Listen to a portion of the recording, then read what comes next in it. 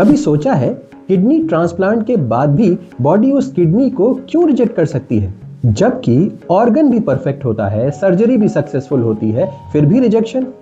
इसका जवाब है ट्रांसप्लांटेशन इम्यूनोलॉजी में।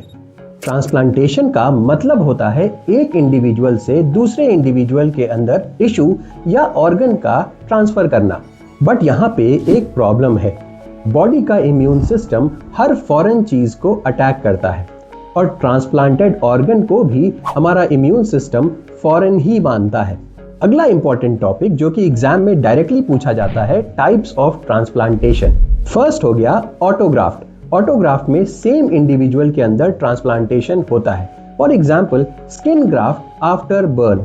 अगर हम बात करें रिजेक्शन की तो यहाँ पे कोई रिजेक्शन नहीं होता। Second, isograft. आइसोग्राफ्ट में जेनेटिकली आइडेंटिकल इंडिविजुअल्स के बीच में ट्रांसप्लांटेशन होता है, जैसे कि आइडेंटिकल ट्विंस। यहाँ पे रिजेक्शन होने की संभावना मिनिमल होती है। थर्ड हो गया एलोग्राफ्ट। यहाँ पे different individuals of same species के बीच में ट्रांसप्लांटेशन होता है, जैसे कि लिवर, लंग, किडनी, हार्ट, इस तरीके के ट्रांसप्लांट। रिजेक्शन की पॉसिबिलिटी होती है।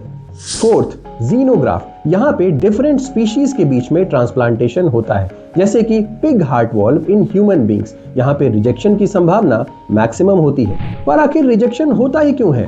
रिजेक्शन होने का मेन कारण है MHC मॉलिक्यूल्स, स्पेशली HLA, जिसको हम ह्यूमन ल्यूकोसाइट एंटीजन भी कहते हैं। अगर डोनर और रेसिपिएंट का HLA मैच नहीं करता तो इम्यून सिस्टम T सेल्स को एक्टिवेट कर देता है और ये T सेल्स जाकर के ऑर्गन के ऊपर अटैक कर देते हैं। पर इस रिजेक्शन को प्रिवेंट करने का कोई तो तरीका होगा। जी हाँ, इसके लिए डॉक्टर्स प्रिस्क्राइब करते हैं इम्यूनोसप्रेसिव ड्रग्स को, जैसे कि साइक्लोस्पोरिन या फिर स्टेरॉइड्स। ये इम्यूनोसप्रेसिव ड्रग्स इम्यून सिस्टम को सप्रेस कर देती हैं ताकि ऑर्गन सरवाइव कर सके। एग्जाम पॉइंट ऑफ व्यू से याद रखना, most common transplant allograft, no rejection autograft और मेन रीजन रिजेक्शन का MHC मॉलिक्यूल्स।